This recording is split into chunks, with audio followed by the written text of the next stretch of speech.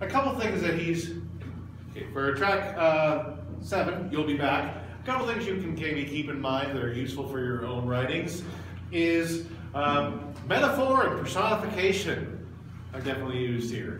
Does anybody want to tell us what those are and how? Yes, Abigail. Well, metaphor is basically taking one situation and using another to explain it. So in this case, he's using a relationship to explain. Yeah, it's very singing is it's a bad relationship. Outside of a couple words, this could just literally be about a chick leaving a guy, right? Yeah. Okay. And personification is basically taking an inanimate object or something that is not a living, breathing person. You could even do it with an animal, for example, and turning it into finding things in it that would relate to a person, talking about it as if it were a person. Like talking animals, for example, is an example of personification. Now, considering that King George is a person, does anybody know why I am saying that this is actually personification? We see somebody else answer first, but no. Okay, why is this personification? Because he is personifying the country as one single person rather than as a set of people. He's personifying it to be. It's like when you've got a boat and you call it sheep. Yeah. So, so when I talk about how this is the society, the larger picture crossing the threshold, I'm talking about obviously that we have now like kind of launched into war, launching into war here. Why can't we show the launching into war?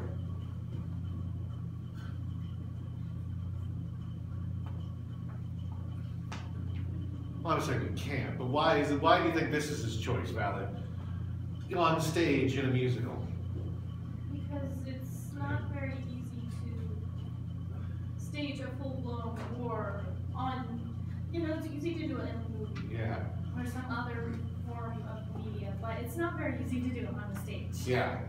It's just very difficult to show like a full frontal assault launching effect. They're going to do things like that in very effective ways, but the other thing too is often you'll notice in movies there's a very visual change that happens when the threshold is crossed.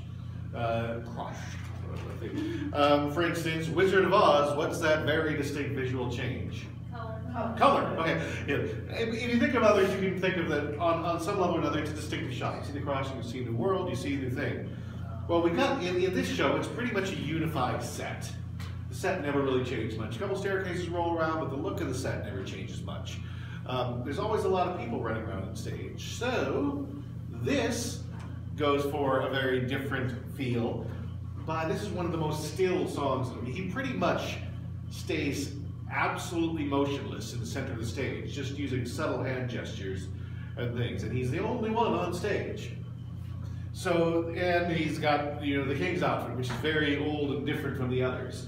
So, through this personification, through this metaphor of a relationship, and then putting him out on stage alone, we also get a very changed sense of the world. We know that something's going on and something's different. Again, you kind of tell that things are changing gears, even if you don't speak English by what you're watching on stage. With that going on.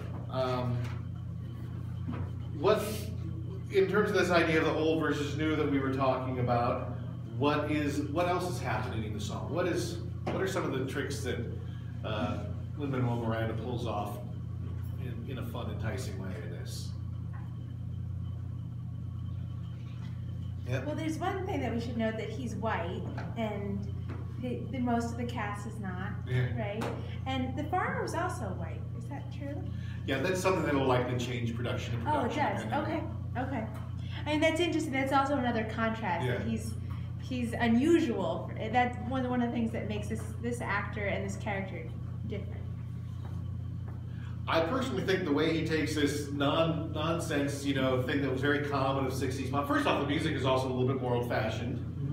The same thing, that idea. But I think this da da da da da da da da da da da da da. Well, being also very catchy. What does it do? Oh, It seems like it gives you a chance to catch your breath again too. Like it's not so fast; it's more singing instead of like the fast rap words. Some of it's kind of hard to understand, but you can actually understand the words he's saying. Yeah.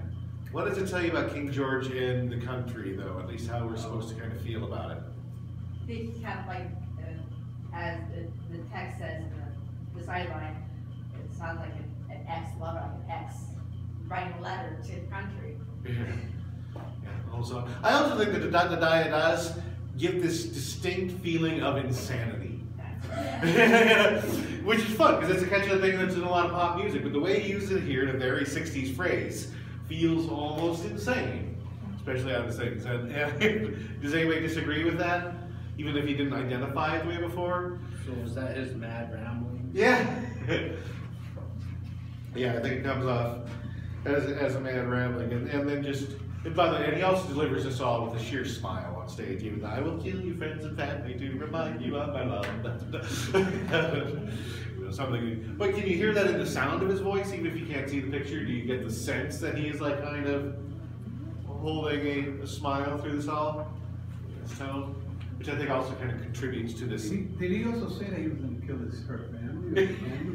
Yeah, that's it. I will send an armed battalion to remind you of my love. I will kill your friends and family to remind you of your love. I'm the psychopathic ex-boyfriend. Yeah. He's just not going to let you go.